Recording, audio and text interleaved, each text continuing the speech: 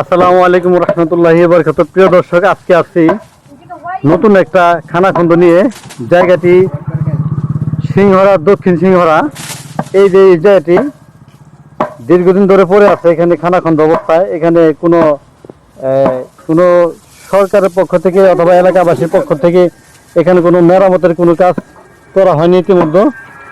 তো এখানে সুহেল ব্যাপারীর মাধ্যমে যে প্রতিনিয়ত এই সিংহরা তথা বালুখন্ড, পাতিল ঝাপ, যে কোনো জায়গায় উনি এই খানাখন্দ মেরামত করে থাকেন। আজকেও আসতে ঠিক ব্যতিক্রম নয়, দেরি করে নাই, এখানে ছুটে আসছে। এই জায়গাটি দেখাইছিলাম, উনি নিজেই এই জায়গাটা ঠিক করার জন্য পদক্ষেপ নিছে।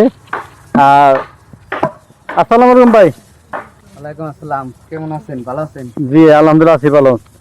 তো আজকে এখানে কি কি দিয়ে আর কি মেরামত করতে চাচ্ছেন? আজকে বাঁশ এবং এখানে অনেক গাছা, গাছার কারণে আমাদের বড় ভাই একটা বাঁশ দিছে।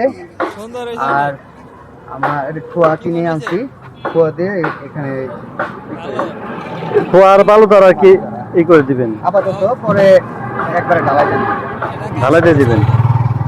আসসালামু আলাইকুম। ওয়ালাইকুম আসসালাম রহমতুল্লাহ। কেমন আছেন? আলহামদুলিল্লাহ ভালো আছি। এই যে সুহেল ব্যাপারী আপনাদের এলাকায়, এটা দক্ষিণ সিংহরা বলে, তো এই যে একটা দীর্ঘদিন এই খানাখন্দ অবস্থা পড়ে আসলো, এই ব্যাপারে আপনি কিছু একটা বলেন। আসলে এটা একটা তো অনেক বড় মহৎ কাজ এবং মানবিক কাজ। এখানে আসলে গাড়ি ঘোড়া যেতে দুর্ঘটনার সম্ভাবনাই থাকে বেশি। একটা গাড়ি পাস হলে আর একটা গাড়ি আসতে এখানে থামতে হয়। এটা দুর্ঘটনার একটা, আপনারা দেখতেছেন যে একটা কালভার্ট আছে, এই কালভার্টের পরেই এই খানাখন্দটা। ওনারা নিজ উদ্যোগে এত সুন্দর একটা কাজ, মানবিক কাজ, এটা আমি আমার ব্যক্তিগত পক্ষ থেকে ওনাদেরকে অশেষ ধন্যবাদ। যে এই ধরনের কাজগুলি, মানবিক কাজগুলি সবাইরই এগিয়ে আসা উচিত। আমি আমার পক্ষ থেকে এবং এলাকাবাসীর পক্ষ থেকে সোহেল ব্যাপারীকে অত্যন্ত ধন্যবাদ এবং আমি তাকে কৃতজ্ঞতা জানাচ্ছি। ওদের ভবিষ্যতে নির্মাণের কাজগুলো আরও সুন্দরভাবে, নিশ্চিন্তভাবে কাজটি করতে পারে এবং আন্তরিক দোয়া এবং ভালোবাসা রইল। আসসালামু আলাইকুম। আপনাকে অসংখ্য ধন্যবাদ। এখানে শুধু একটি কাজ নয়, ইতিমধ্যে উনি ওনার দ্বারা প্রায় 8 থেকে 10টা কাজ এই পর্যন্ত হয়েছে। মাশাআল্লাহ। এখানে কিন্তু আমাদের এলাকার ওয়ার্ড মেম্বার আছে, এরাও কিন্তু তাদের দ্বারা হয় না অনেক কাজগুলা, উনি নিজেই করে দেন। আসলে এই ভালোবাসাটা কোথা থেকে পান আপনি সোহেল ভাই? হ্যাঁ ভাই, এই ভালোবাসাটা কোথা থেকে পান? কিভাবে আপনার এইভাবে মানে এই আনন্দটা পান, বা কি মনে করে আপনি এই কাজটা তো দূর আসেন কাজ করার জন্য? আমি দুর্ঘটনা অনেক এই যে ভাঙার কারণে অনেকেই দুর্ঘটনা হয়।